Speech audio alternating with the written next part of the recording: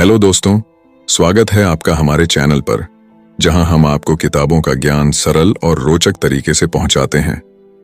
आज हम आपके लिए लेकर आए हैं एक ऐसी किताब की कहानी जिसने लाखों लोगों की सोच और जिंदगी को बदल दिया है। हम बात कर रहे हैं रॉबर्ट कियोसाकी की बेस्ट सेलर किताब रिच डैड पुअर डैड की।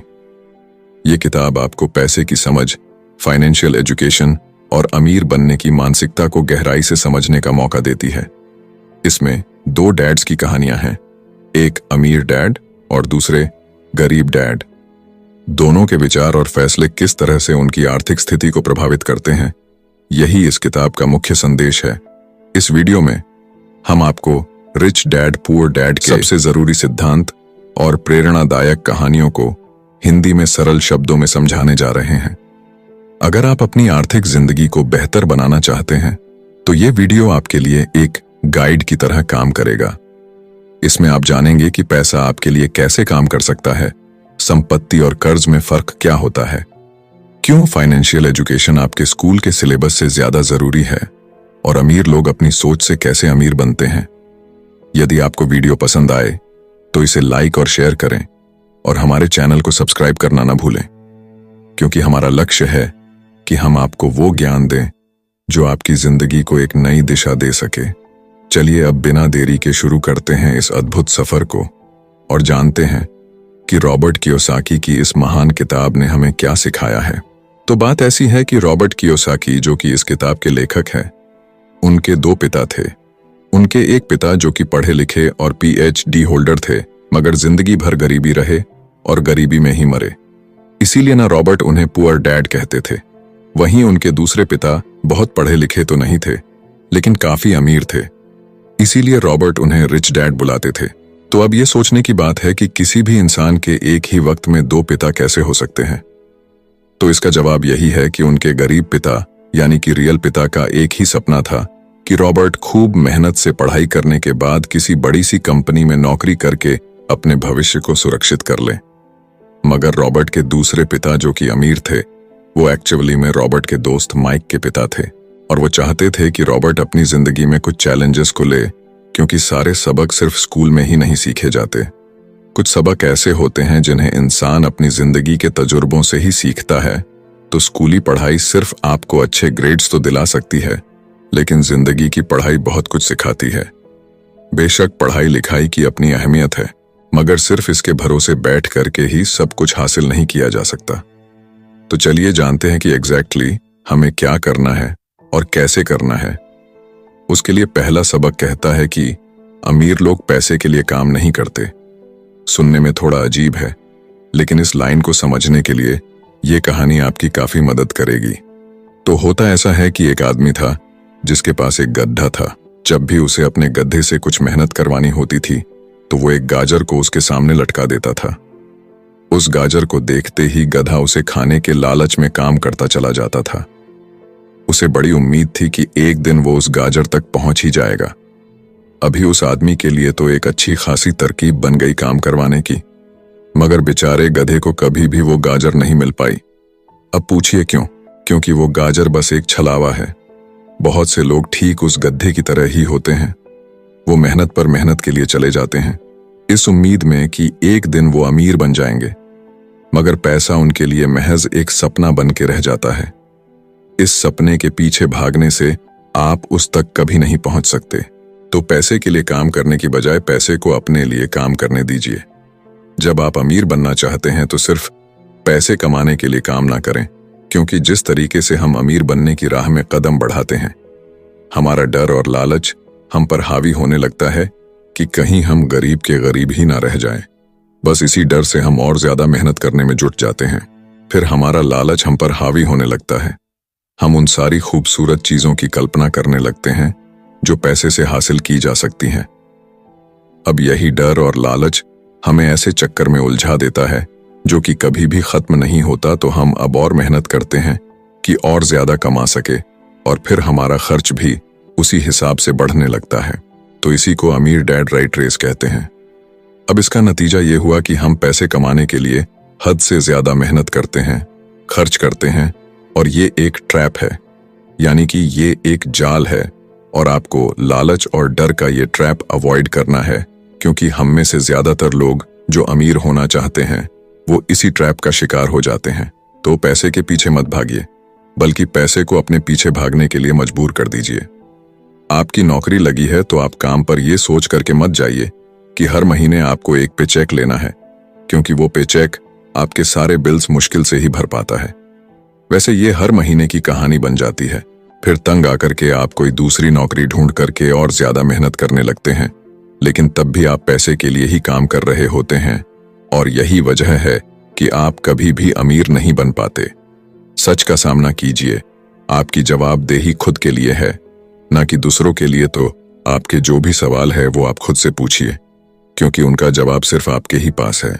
क्या आप सिर्फ इसलिए काम कर रहे हैं कि आपकी जिंदगी में सिक्योरिटी रहे, एक ऐसी नौकरी जहां से आपको निकाले जाने का कोई डर ना हो, या फिर आप सिर्फ 2 पैसे कमाने के लिए काम करते हैं और आपको लगता है कि एक दिन आप इस तरीके से अमीर हो जाएंगे?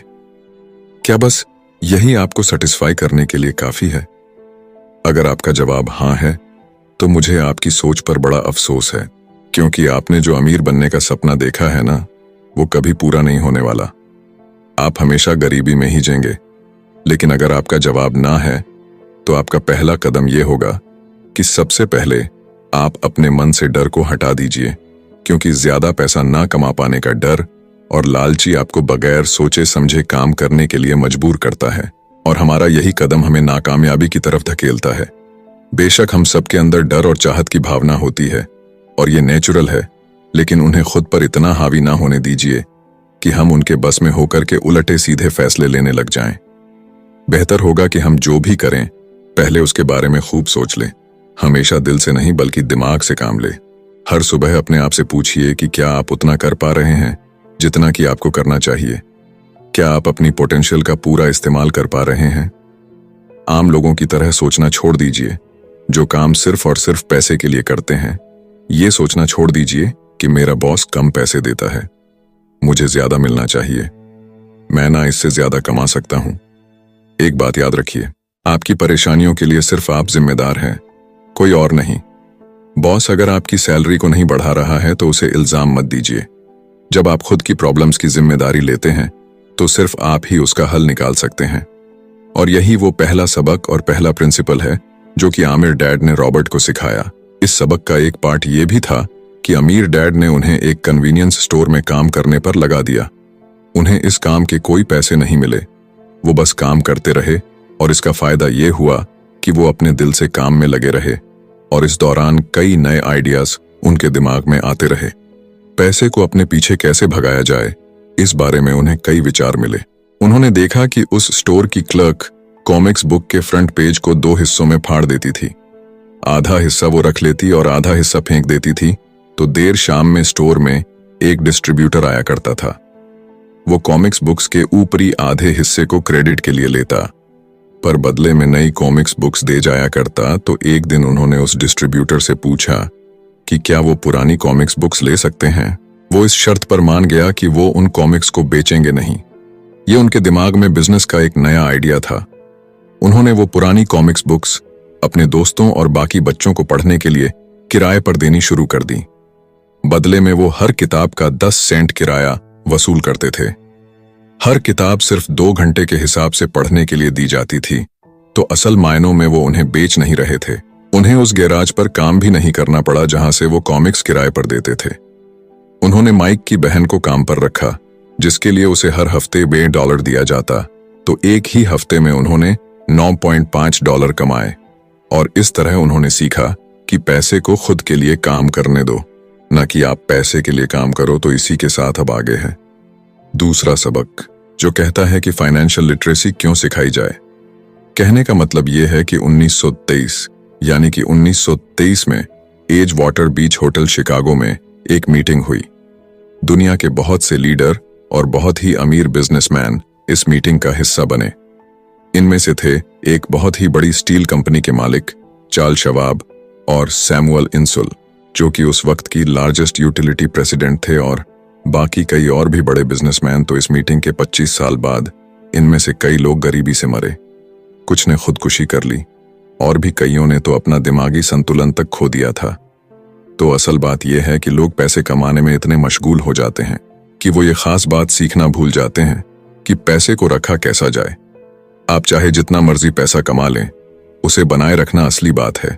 और अगर ये हुनर आपने सीख लिया तो अब किसी भी आड़े टेढ़े हालात, जो अक्सर कहा जाता है कि कोई इमरजेंसी आ गई या कोई अड्डी आ गई या कोई बुरा वक्त आ गया, तो आप उसका सामना आसानी से कर लेंगे। या हो सकता है कि अगर आप ठीक तरीके से प्लानिंग करें तो बुरा वक्त आए ही ना। वैसे लॉटरी में मिलियन जीतने वाले लोग कुछ सालों तक तो मजे से जीते हैं, मगर फिर वापस उसी पुराने हालात में पहुंच जाते हैं। तो अधिकतर लोगों के सवाल होते हैं कि अमीर कैसे बने या अमीर बनने के लिए क्या करें।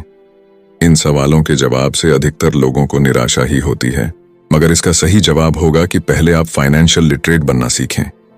देखिए, अगर आपको एम्पायर स्टेट बिल्डिंग खड़ी करनी है तो सबसे पहले आपको एक गहरा खड्डा खोदना पड़ेगा, फिर उसके लिए एक मजबूत नींव रखनी पड़ेगी। लेकिन अगर आपको एक छोटा सा घर बनाना हो तो एक 6 इंच कंक्रीट स्लैब डाल करके भी आपका काम चल जाएगा। मगर अफसोस तो इसी बात का है कि हम में से ज्यादातर लोग 6 इंच स्लैब पर एक एम्पायर स्टेट बिल्डिंग खड़ी करना चाहते हैं, और वो ऐसा करते भी हैं तो जाहिर सी बात है कि बिल्डिंग टूटेगी ही टूटेगी। गरीब डैड रॉबर्ट से बस यही चाहते थे कि वो खूब पढ़ाई करे, लेकिन अमीर डैड उसे फाइनेंशियली लिटरेट बनाना चाहते थे। ज्यादातर स्कूल सिस्टम बस घर बनाना सिखाते हैं, मजबूत फाउंडेशन नहीं। स्कूली शिक्षा और पढ़ाई की अपनी अहमियत है, मगर असल जिंदगी में यही सब कुछ नहीं है। और इसी के साथ आगे है तीसरा सबक, जो कि कहता है कि लायबिलिटीज और एसेट्स के बीच में फर्क समझे और हमेशा एसेट्स खरीदे। वैसे सुनने में ये बड़ी आसान सी बात लगती है ना, लेकिन यही एक नियम है जो आपको अमीर बनाने में मदद करेगा। अक्सर गरीब और मिडिल क्लास लोग लायबिलिटीज को यानी कि जिम्मेदारियों को एसेट्स समझ लेते हैं, यानी कि अपनी संपत्ति समझ लेते हैं।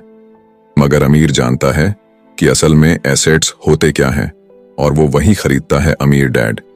किस यानी कि KISS किस प्रिंसिपल में यकीन रखते हैं, जिसका मतलब है कीप इट सिंपल स्टूपिड।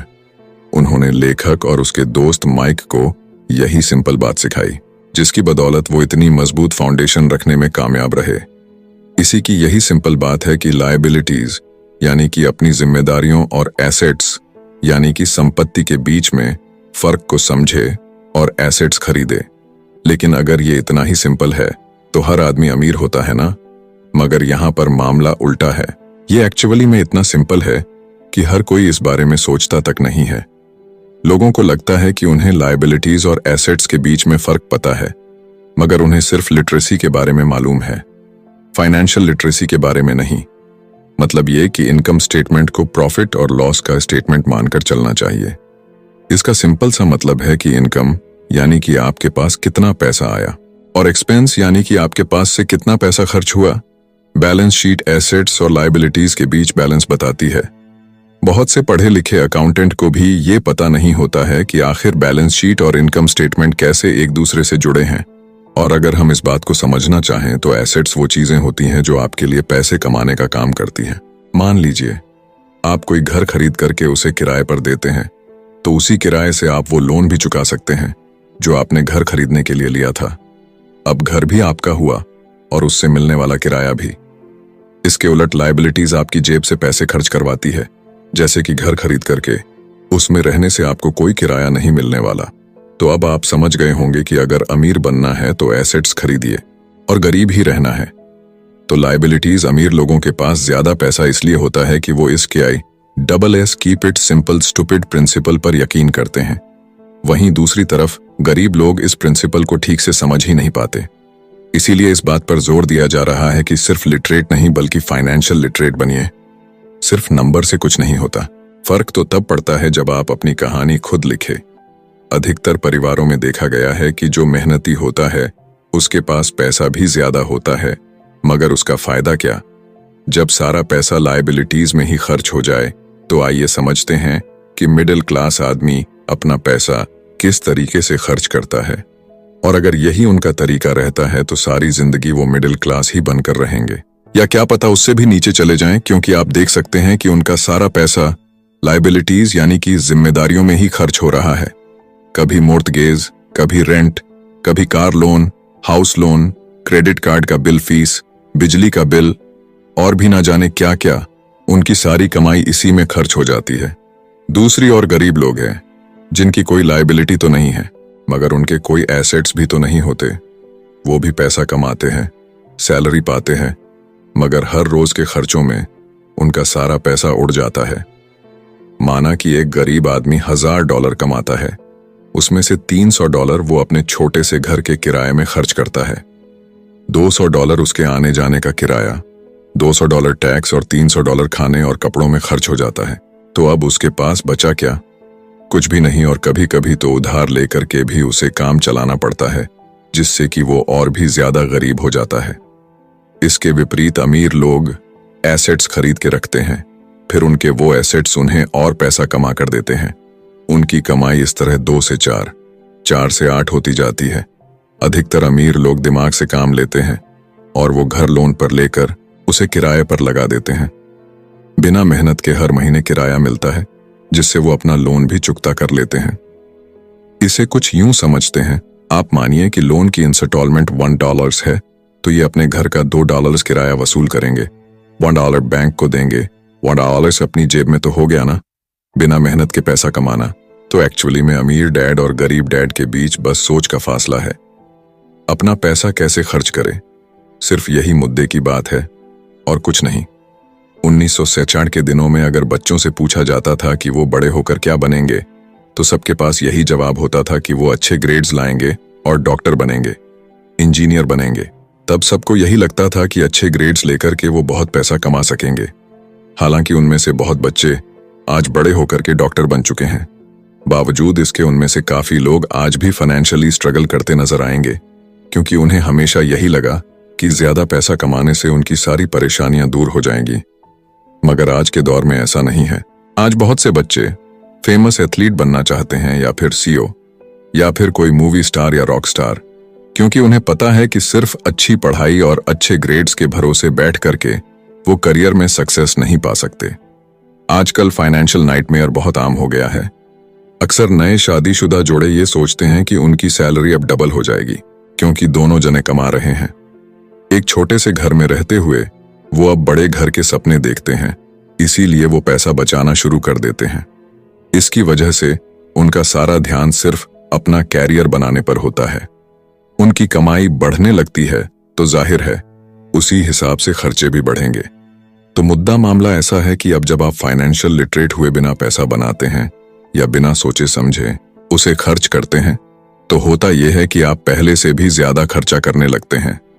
ये एक ऐसा चक्कर है जो फिर से चलता ही रहता है।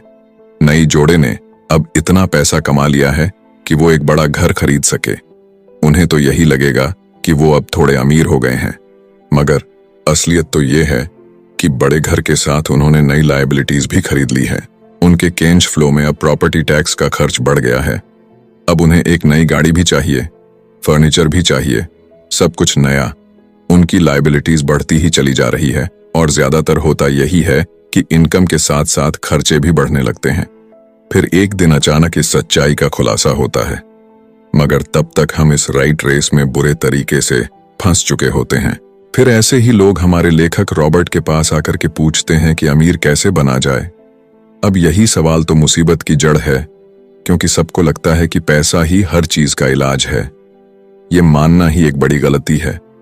उनकी समस्या ये नहीं है कि वो ज्यादा पैसा नहीं कमा रहे, बल्कि ये है कि जो कुछ उनके पास है उसे हैंडल कैसे करें। वैसे एक कहावत है जो यहाँ पर लागू होती है, जब तुम खुद को एक गहरे गड्ढे में पांव तो और खोदना छोड़ दो। क्योंकि ज्यादातर लोग पब्लिक स्पीकिंग से घबराते हैं। मनोचिकित्सक यानी कि साइकेट्रिस्ट का मानना है कि लोग इसलिए घबराते हैं क्योंकि उन्हें रिजेक्शन का डर होता है, औरों से अलग होने का डर होता है। लोग हमारे बारे में क्या सोचेंगे या हम पर वो कहीं हंसेंगे तो नहीं, बस यही सोचकर कि ज्यादातर लोग पब्लिक स्पीकिंग से दूर भागते हैं। वो वही करना पसंद करते हैं जो सब कर रहे होते हैं। ऐसे लोग खुद को भीड़ का हिस्सा बना करके संतुष्ट हो जाते हैं। आपका घर आपका सबसे बड़ा एसेट है, लोन लीजिए। अरे अब तो प्रमोशन हो गया है, अब तो सैलरी बढ़ गई है, तो नया घर तो ले ही लो। यही सब बातें ना हम लोगों से सुनते आ रहे हैं, और फिर हम भी ना उसी रास्ते पर चल पड़ते हैं, क्योंकि जो सब कर रहे हैं वो जरूर से सही ही होगा। भाई इतने सारे लोग मिलकर के कोई गलती तो नहीं कर सकते। ना ऐसा हम सोचते हैं, राइट? मगर नहीं, ऐसा बिल्कुल भी नहीं है। अमीर डैड ने कहा था कि जापानीज लोग 3 चीजों की ताकत जानते थे: तलवार, कीमती जवाहरात और शीशा। तलवार बाजुओं की ताकत का प्रतीक है, कीमती जवाहरात पैसे की ताकत का, और शीशा खुद के अंदर छुपी हुई ताकत को दिखाता है, और वही हमारी सबसे बड़ी ताकत है। जब आप खुद को जानते हैं शीशे के सामने, अगर आप खुद से सवाल पूछ सकते हैं कि मैं सही हूं या मुझे भी भीड़ का हिस्सा बनकर रहना चाहिए, तो जो जवाब आपको मिलेगा बस वही आपकी असली ताकत है। तो गरीब और मिडिल क्लास खुद को पैसे का गुलाम बनने देते हैं, इसीलिए वो कभी भी अमीर नहीं बन पाते। 16 साल के रॉबर्ट और माइक अमीर डैड के साथ हर उस मीटिंग में जाया करते थे जो वो अपने अकाउंटेंट, मैनेजर्स, इन्वेस्टर और एम्प्लॉयज के साथ रखा करते। यहाँ एक ऐसे अमीर डैड देखने को मिलते हैं जो पढ़े लिखे नहीं हैं, जिन्होंने 13 साल में ही स्कूल छोड़ दिया था, मगर आज वो मीटिंग कर सकते हैं और अपने नीचे काम करने वाले पढ़े लिखे लोगों को ऑर्डर देते हैं, उन्हें बिजनेस के टिप्स समझाते हैं। एक ऐसा इंसान जो भीड़ का हिस्सा नहीं बना, जिसने रिस्क लिया और जिसने लोगों की परवाह नहीं की, जिससे ये डर नहीं था कि लोग उसके बारे में क्या सोचेंगे। इन मीटिंग्स का नतीजा ये हुआ कि लेखक और उनका दोस्त दोनों स्कूली पढ़ाई में मन नहीं लगा पाए। जब भी उनकी टीचर कोई काम देती थी, उन्हें रूल्स के हिसाब से करना होता था, तो उन्हें एहसास हुआ कि स्कूली पढ़ाई किस तरीके से बच्चों की प्रतिभा को निखरने नहीं देती, उसे दबा देती है। उनकी क्रिएटिविटी को मारकर उन्हें एक सांचे में ढालकर इस समाज का एक मशीनी हिस्सा भर बना देती है। और उन्हें टीचर की इस बात से भी इनकार था कि अच्छे ग्रेड्स लाकर के ही सक्सेसफुल और अमीर बना जा सकता है। वैसे एक दिन रॉबर्ट की अपने गरीब डैड से बहस हो गई। उनके पिता का मानना था कि उनका घर उनके लिए सबसे बेस्ट इन्वेस्टमेंट है, मगर वो एक रेड रेस में भाग रहे थे। उनकी इनकम और खर्चे बराबर ही थे, उन्हें पूरा करने के लिए उनके पास एक पल की भी फुर्सत नहीं थी। यही बात रॉबर्ट उन्हें समझाना चाह रहे थे कि उनके पिता के लिए वो घर एसेट नहीं बल्कि लायबिलिटी है। घर पर उनके पैसे खर्च हो रहे थे, बदले में मिल कुछ नहीं रहा था। ये बात उनके गरीब डैड नहीं समझ पा रहे थे। तो बस यही फर्क था गरीब और अमीर डैड के बीच में। खैर, उनकी बहस तो चलती रही। उन्होंने अपने गरीब पिता को बताया कि अधिकतर लोगों की जिंदगी लोन चुकाने में ही निकल जाती है। जिस घर को वो खरीदते हैं उसके लिए वो 30 साल तक लोन भरते हैं, फिर एक और बड़ा घर लेते हैं और अपना लोन रिन्यू कराते हैं। अब घर की कीमत भी उसी हिसाब से बढ़ेगी या नहीं, ये निर्भर करता है। कुछ लोग ऐसे भी हैं जिन्होंने घर खरीदने के लिए एक बड़ी रकम ली थी। जितनी घर की कीमत नहीं थी, उससे ज्यादा कर्ज उनके सर पर चढ़ गया। इसका सबसे बड़ा नुकसान लोगों को ये होता है कि वो बाकी जगह इन्वेस्टमेंट नहीं कर पाते, क्योंकि उनका सारा पैसा उस घर पर लगा है। उन्हें कभी इन्वेस्टमेंट करने का मौका ही नहीं मिल पाता और ना ही वो इस बारे में कुछ सीख पाते हैं, और इसी तरीके से कई एसेट्स उनके हाथों से निकल। अगर इसके बदले लोग सिर्फ एसेट्स पर ध्यान दें तो उनका फ्यूचर कहीं ज्यादा बेहतर हो सकता है। अब उदाहरण के लिए रॉबर्ट की पत्नी के पेरेंट्स एक बड़े से घर में शिफ्ट हो गए। उनका सोचना था कि अपने लिए बड़ा और नया घर लेना एक सही फैसला है, क्योंकि बाकियों की तरह उन्हें भी घर लेना एक एसेट्स लगता था।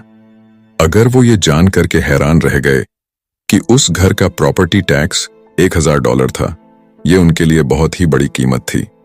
और क्योंकि वो रिटायर हो चुके थे तो इतना पैसा टैक्स के रूप में भरना उनके रिटायरमेंट बजट के बाहर था।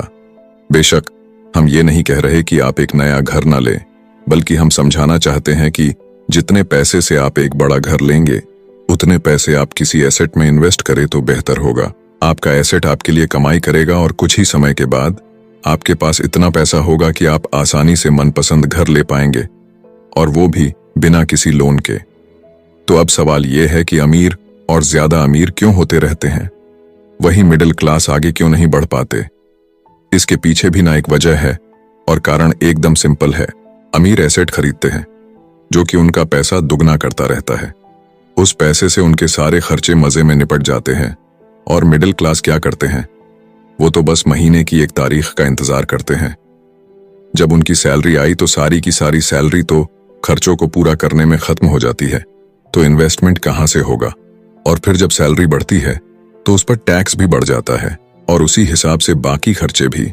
और फिर अंत में वही राइट रेस चलती रहती है। कहने का मतलब ये है कि एक कर्ज में डूबा समाज जहां पर हम रहते हैं, मतलब ये कि अपने घर को एसेट समझना ही वो रीजन है जो कि हमें कर्ज के बोझ तले दबाती है। आज यही अधिकतर लोगों की सोच है। अगर सैलरी बढ़ी है तो लोग सोचते हैं कि अब वो बड़ा सा घर ले सकते हैं, क्योंकि उन्हें ये अपने पैसे का सही इस्तेमाल लगता है। इसके बदले अगर वो पैसा सही जगह लगाया जाए तो उनकी जिंदगी हमेशा के लिए बदल सकती है। लेकिन ऐसा हो नहीं पाता, क्योंकि उनका सारा वक्त हाड़ तोड़ मेहनत करने में चला जाता है। अपनी नौकरी को सेफ जोन समझ करके वे उससे अलग कुछ सोच ही नहीं पाते, और साथ ही उन पर कर्ज का इतना बोझ होता है कि वो नौकरी छोड़ने का रिस्क ले ही नहीं सकते।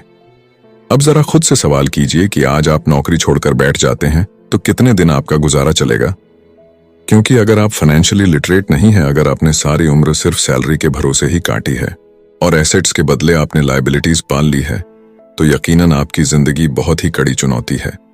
सिर्फ नेटवर्थ के भरोसे आपका काम नहीं चल सकता।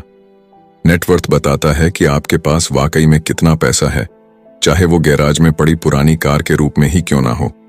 अब भले ही वो कार कुछ काम की ना हो, जबकि वेल्थ का मतलब है कि आपके पास जो पैसा है उससे आप कितना और पैसा कमा रहे हैं। जैसे कि मान लीजिए कि आपके पास कोई एसेट है जिससे हर महीने मुझे $3000 की कमाई हो जाती है और हर महीने आपके $6000 खर्च होते हैं, तो मैं सिर्फ आधे महीने ही अपना गुजारा कर पाऊंगी। तो सल्यूशन ये होगा कि अपने एसेट से मिलने वाले पैसे को आप बढ़ा दें। जब वो $6000 आपको मिलने लगेगा तो आप रातों रात अमीर नहीं हो जाएंगे, मगर इस तरह आप वेल्थी होने लगेंगे। अब अगर आप अचानक नौकरी छोड़ते भी हैं तो आपके एसेट्स आपका सारा खर्च कवर कर लेंगे। अब वेल्थी तभी बन पाएंगे जब आपके खर्च आपके एसेट्स की ग्रोथ से कम रहे, और इसी के साथ आगे है चौथा सबक, जो कहता है कि अपने काम से काम रखें। दुनिया की सबसे बड़ी फूड चैन मैकडोनाल्ड के फाउंडर रे क्रॉकनी एक MBA क्लास में की स्पीच थी। ये 1947 की बात है। उनकी ये स्पीच बड़ी ही शानदार थी। लोगों को प्रेरित करने वाले स्पीच के बाद जब MBA क्लास के स्टूडेंट्स ने कुछ वक्त उनके साथ बिताने की गुजारिश की तो वो उनके साथ बियर पीने चले गए। बातों बातों में रे ने अचानक एक सवाल किया कि क्या आप लोग जानते हैं कि मैं किस बिजनेस में हूं? अब ये बात तो सबको मालूम थी कि वो हैमबर्गर बेचते थे। इस बात पर वो हंसने लगे और बोले कि उनका असल बिजनेस तो रियल एस्टेट है, क्योंकि मैकडोनाल्ड के लिए हर लोकेशन का चुनाव सोच समझ कर किया जाता है। जहां उसकी फ्रेंचाइज बनाई जाती है वो जमीन भी साथ ही बेची जाती है। तो इसका सीधा सा मतलब है कि मैकडोनाल्ड की फ्रेंचाइज खरीदने वाले को वो जमीन भी खरीदनी पड़ती थी। तो इस तरीके से ये एक रियल एस्टेट बिजनेस भी हुआ। यही सबक अमीर डैड ने रॉबर्ट को सिखाया कि अक्सर लोग खुद के लिए छोड़ करके बाकी सबके लिए काम करते हैं। वो टैक्स पे करके गवर्नमेंट के लिए काम करते हैं, वो उस कंपनी के लिए काम करते हैं जहां वो नौकरी करते हैं, बैंक का मॉर्टगेज देकर उसके लिए काम करते हैं। और ये सब इसलिए क्योंकि हमारा एजुकेशन सिस्टम ही ऐसा है। स्कूल हमें एम्प्लॉय बनना सिखाता है, ना कि एम्प्लॉयर। जो आप पढ़ते हैं वही आप बनते हैं। अगर आपने साइंस पढ़ी है तो डॉक्टर, मैथमेटिक्स पढ़ी है तो इंजीनियर, मतलब जो भी आपने पढ़ा है वो आप बने। अब मुसीबत तो ये है कि इससे छात्रों का कोई भला नहीं हो पाता, क्योंकि वो नौकरी और बिजनेस के बीच के फर्क में उलझ कर रह जाते हैं। जब कोई पूछता है कि आपका क्या बिजनेस है तो आपको ये नहीं बोलना चाहिए कि मैं तो एक डॉक्टर हूं या एक बैंकर हूं, क्योंकि वो आपका प्रोफेशन है, बिजनेस नहीं। कहने का मतलब ये है कि आप जो भी करते हैं उसे अपना बिजनेस बनाइए, नौकरी नहीं। अपनी सारी उम्र दूसरों के लिए काम करके उन्हें अमीर करने में बर्बाद ना करें, बल्कि खुद की जिंदगी को खुशहाल बनाने के लिए काम करें। बहुत से लोगों को इस बात का एहसास बड़ी देर से होता है कि उनका हाउस लोन उनकी जान ले रहा है, और फिर उन्हें लगता है कि जिसे वो एसेट मानने की गलती कर रहे थे, एक्चुअली कभी वो एसेट था ही नहीं। जैसे उन्होंने कार ली तो उससे जुड़े तमाम खर्चे उनकी लायबिलिटीज बन गए, तो उनकी मुसीबतें शुरू हो जाती हैं। इसीलिए तो हम एसेट कॉलम पर इतना ज्यादा जोर दे रहे हैं ना कि आपकी इनकम कॉलम पर, और यही फाइनेंशियली सिक्योर होने का सही तरीका है। आप कितने अमीर हैं ये जानने का सही तरीका नेटवर्थ इसलिए नहीं है, क्योंकि जब भी आप अपने एसेट बेचते हैं तो उन पर भी टैक्स लगता है। आपको उतना पैसा नहीं मिलता जितना कि आप सोचते हैं। आपके बैलेंस शीट के हिसाब से आपको जितना भी पैसा मिलेगा उस पर भी आपको टैक्स देना पड़ेगा। ये किताब आपको कभी ये सलाह नहीं देगी कि आप अपनी नौकरी छोड़ें। आप अपनी नौकरी करते रहिए और साथ ही एसेट्स भी खरीदते रहिए। और एसेट्स से मेरा मतलब है सही और असली मायने में एसेट्स। मैं ये नहीं कहूंगी कि आप कोई कार्ड लीजिए, क्योंकि वो मेरी नजर में असेट्स यानी कि संपत्ति नहीं है, क्योंकि जैसे ही आप उसे चलाना शुरू करते हैं वो अपनी कीमत का 25% खो देती है। अब किस तरह के एसेट्स खरीदे जाने चाहिए, यहां हम आपको कुछ उदाहरण देते हैं। ऐसा बिजनेस जहां आपकी मौजूदगी जरूरी ना हो, जो दूसरे लोग आपके लिए चलाएं, क्योंकि आप वहां पर ज्यादा वक्त देंगे तो वो बिजनेस नहीं, नौकरी होगी। दूसरा है रियल एस्टेट पे पैसा लगाएं। तीसरा है स्टॉक और बांड खरीदे, तो जब एसेट खरीदे तो अपनी पसंद की चीजों पर पैसा लगाएं, क्योंकि आपका मन होगा तभी आप उस पर ध्यान दे पाएंगे। अगर उसमें आपकी रुचि होगी तो आप उसे बेहतर समझ पाएंगे। रॉबर्ट को रियल एस्टेट और स्ट्रोक्स में रुचि थी, खासकर छोटी कंपनीज में इन्वेस्ट करना। अपने अमीर डैड की सलाह पर उसने अपनी नौकरी कभी नहीं छोड़ी। वो जॉब करता रहा, साथ ही अपने एसेट कॉलम को बड़ा और मजबूत बनाता चला गया। एक पैसा भी जो आप कमाते हैं उसे बेकार न जाने दें। अपने पैसे को अपना गुलाम मानकर चलिए, जो कि आपके लिए काम करे। आप लग्जरी खरीदना चाहते हैं, शौक से खरीदे, कोई बड़ी बात नहीं, मगर ये ना भूले कि अमीर और मिडिल क्लास में यही सोच का फर्क है। जहां मिडिल क्लास पैसा आते ही पहले लग्जरी में खर्च करेगा, वहीं अमीर आदमी उसे अंत में खरीदेगा। और इतना समझ लेने के बाद अब अगले सबक में आप अमीर लोगों के सबसे बड़े सीक्रेट के बारे में जानेंगे। तो 5वां सबक कहता है कि अमीर पैसा इन्वेंट करते हैं। अलेक्जेंडर ग्राहम बेल ने टेलीफोन इन्वेंट करने के बाद उसे पेटेंट कर दिया था। इनका बिजनेस बढ़ा और संभालने में मुश्किल होने लगी तो वो वेस्टर्न यूनियन गए और उन्हें अपना पेटेंट और छोटी सी कंपनी $1,00,000 में बेचने की पेशकश की। उस वक्त की वेस्टर्न यूनियन के प्रेसिडेंट ने पेशकश को ठुकरा दिया। उन्हें ये दाम कुछ ज्यादा ही लग रहे थे और फिर उसके बाद एक बड़ी कंपनी AT&T का जन्म हुआ। रॉबर्ट 1984 से प्रोफेशनल तौर पर पढ़ा रहे हैं। एक चीज जो हजारों लोगों को पढ़ाने के बाद उन्होंने जानी तो वो ये कि उन सब लोगों में पोटेंशियल था, बल्कि हर एक इंसान में पोटेंशियल है जो कि हमें महान बना सकती है। इसके बावजूद जो हमें रोकता है वो है खुद पर डाउट रखना। स्कूल छोड़ने के बाद हमें पता चलता है कि जिंदगी में आगे बढ़ने के लिए सिर्फ ग्रेड्स ही काफी नहीं होते। जैसे सिर्फ स्मार्ट लोग ही आगे नहीं बढ़ते, बल्कि वे बढ़ते हैं जो कि बोल्ड भी होते हैं। ये सच है कि फाइनेंशियल जीनियस होने के लिए इसकी नॉलेज भी होनी चाहिए, मगर साथ ही हिम्मत और बोल्डनेस भी चाहिए। ज्यादातर लोग पैसे के मामले में कोई रिस्क नहीं लेना चाहते, मगर अमीर होने के लिए आपको रिस्क लेने ही पड़ेंगे, क्योंकि हो सकता है कि आने वाले सालों में एक नया बिल गेट्स पैदा हो या अगला अलेक्जेंडर और बाकी शायद दिवालियां बनकर गरीब हो जाए। अब ये आपकी मर्जी है, आप इनमें से क्या बनना चाहते हैं। अगर आप अपना फाइनेंशियल IQ बढ़ाते हैं तो बहुत कुछ हासिल कर सकते हैं, और अगर नहीं तो आने वाले साल और भी डरावने हो सकते हैं, क्योंकि हर पुराना जाता है तो नया आता है। तो जो आज है वही सबसे खुशहाल वक्त है। आज के दौर में लोग ज्यादा फाइनेंशियली स्ट्रगल कर रहे हैं क्योंकि उनकी सोच अभी भी पुरानी है। फिर वे अपनी गलती ना मानकर या तो अपने बॉस को इल्जाम देंगे या नई टेक्नोलॉजी को। जो कभी कल के दौर में एसेट था वही आज लायबिलिटी बन चुका है, तो आपको अपडेट रहने की जरूरत है। रॉबर्ट ने एक गेम डिजाइन किया जिसे वो कींच फ्लो कहते हैं। ये लोगों को सिखाता है कि पैसा कैसे काम करता है, अमीर बनने की राह क्या है और राइट रेस से बाहर कैसे निकले।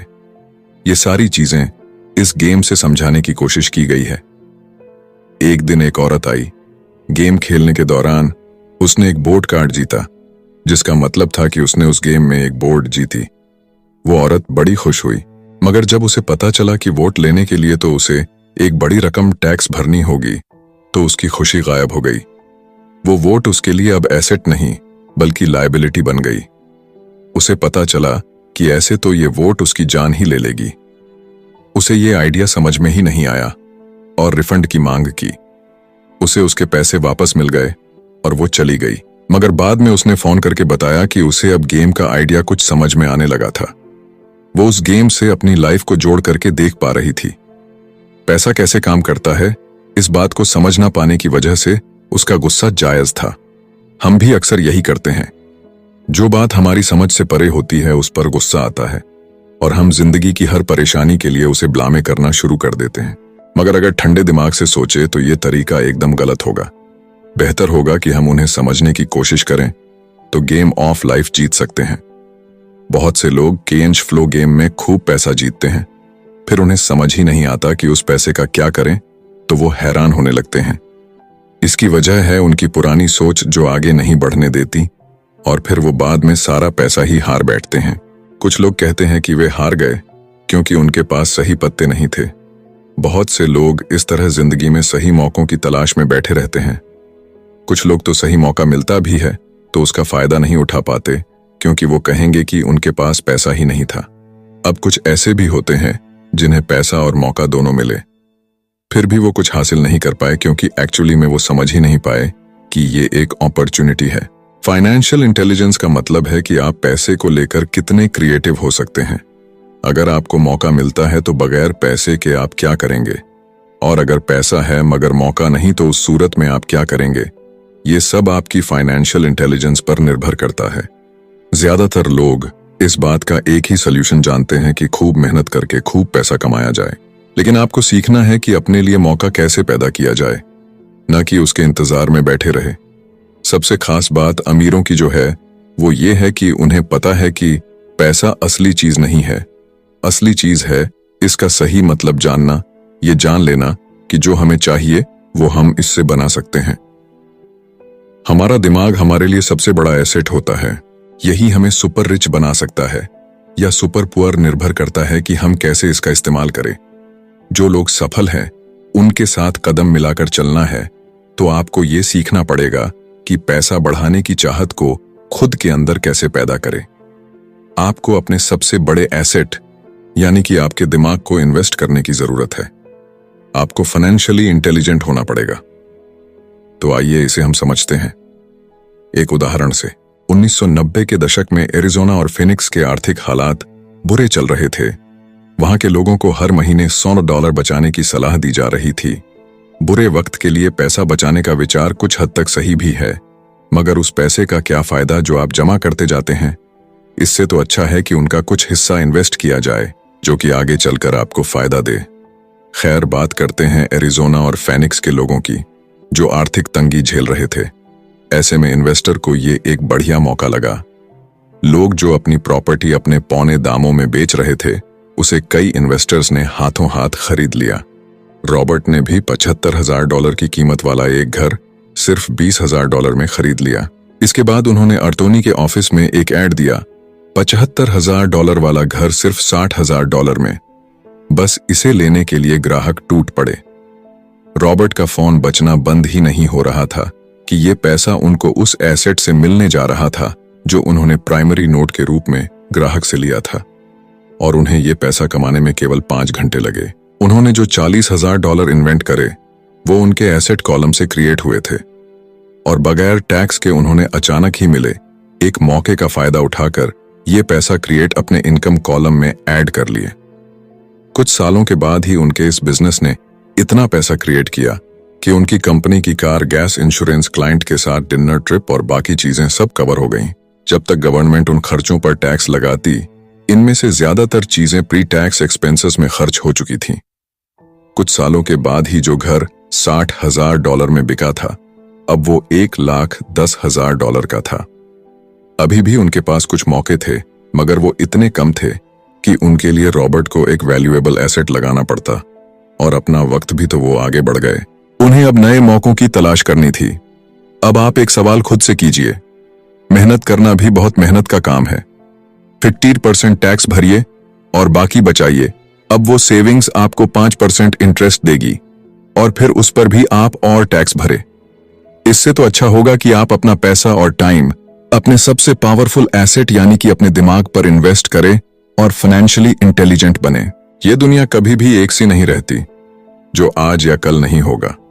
कभी मंदी तो कभी तेजी का दौर चलता रहेगा। वक्त के साथ टेक्नोलॉजी और भी बेहतर होती जाएगी। आज मार्केट ऊपर है तो कल नीचे होगा। खासकर स्टॉक मार्केट तो हर रोज बदलता है, मगर इससे आपको क्या फर्क पड़ेगा? अगर आप फाइनेंशियली इंटेलिजेंट है तो क्योंकि आप तो हर हालात के लिए तैयार रहेंगे। आपको जिंदगी में बेशुमार मौके मिलेंगे जहां पर आप अपनी फाइनेंशियल इंटेलिजेंट का फायदा उठा सकते हैं। जरूरत है तो बस उन मौकों को लपकने की। अमूमन हम दो तरह के इन्वेस्टर देख सकते हैं। पहले वो जो पैकेज इन्वेस्टमेंट खरीदते हैं और ये काफी आसान और बगैर झंझट का काम है। दूसरे इन्वेस्टर अपने लिए खुद ही इन्वेस्टमेंट क्रिएट करते हैं। इनको आप प्रोफेशनल भी कह सकते हैं। जितना ये इन्वेस्ट करते हैं उससे कई गुना ज्यादा पैसा बना लेते हैं। अब अगर आप इस तरह के इन्वेस्टर बनना चाहते हैं तो आपको खास तौर पर इन 3 स्किल्स को समझने की जरूरत है। पहली, ऐसी अपॉर्चुनिटी ढूंढिए जो कि बाकी न ढूंढ सके। याद रहे कि आपका दिमाग वो देख सकता है जो बाकियों की आंखें भी नहीं देख पाए। दूसरा है, पैसा बढ़ाइए। जब पैसे की जरूरत पड़े तो मिडिल क्लास केवल बैंक जाता है, मगर दूसरे टाइप के इन्वेस्टर पैसा बढ़ाकर के कैपिटल रेस करते हैं। उन्हें हमेशा बैंक की जरूरत नहीं पड़ती। और आगे ये तीसरा, स्मार्ट लोगों को ऑर्गेनाइज कीजिए। इंटेलिजेंट लोग वो होते हैं जो अपने से ज्यादा स्मार्ट लोगों के साथ मिलकर के काम करते हैं। इसीलिए इन्वेस्ट करने से पहले अपने इन्वेस्टमेंट एडवाइजर को चुनें। मुझे मालूम है कि ये सब आपके लिए कुछ ज्यादा है, मगर इसके रिवॉर्ड्स तो बड़े ही शानदार हैं। जिंदगी में रिस्क बहुत है, लेकिन उन्हें हैंडल करना सीख करके ही आप अमीर बन पाएंगे। और इसी के साथ आगे है छंटवा सबक, सीखने के लिए काम करें, पैसे के लिए नहीं। तो बात ऐसी है कि एक बार एक जर्नलिस्ट ने रॉबर्ट का इंटरव्यू लिया था। रॉबर्ट उसके आर्टिकल पहले भी पढ़ चुके थे और उस जर्नलिस्ट के लिखने के स्टाइल से बहुत ही प्रभावित थे। इंटरव्यू जब पूरा हुआ तो उस जर्नलिस्ट ने रॉबर्ट को बताया कि वो एक मशहूर लेखिका बनकर उनकी ही तरह एक दिन फेमस होना चाहती है। तो रॉबर्ट ने उनसे पूछा, तो ऐसा क्या है जो उन्हें मशहूर होने से रोक रहा है? इस सवाल के जवाब में उस जर्नलिस्ट ने कहा, उनकी जॉब आगे नहीं बढ़ पा रही है। इस पर रॉबर्ट ने सुझाव दिया कि उस जर्नलिस्ट को कोई सेल्स क्लास ज्वाइन कर लेनी चाहिए। जर्नलिस्ट ने बताया कि उनकी एक दोस्त उन्हें पहले ही ये ऑफर दे चुकी है, मगर उन्हें ये छोटा काम लगता है। वो ये भूल गई थी कि रॉबर्ट खुद कभी सेल्स स्कूल जा चुके थे। तो इस बात का पॉइंट ये है कि अगर आपके पास कोई टैलेंट है जिसके दम पर आप कुछ पैसा कमाना चाहते हैं, तो आपका टैलेंट काफी नहीं होगा, क्योंकि उस टैलेंट को कैसे भुनाया जाए जब तक आप ये बात नहीं जानते, आपका टैलेंट यूं ही बेकार है। जब तक आप उसे लोगों के सामने पेश करने का हुनर नहीं सीख जाते, आप कुछ नहीं कमा सकते। तो बेचने की कला सीखने में कोई शर्म की बात नहीं है। किसी भी सेल्समैन को इसके लिए शर्मिंदा नहीं होना चाहिए।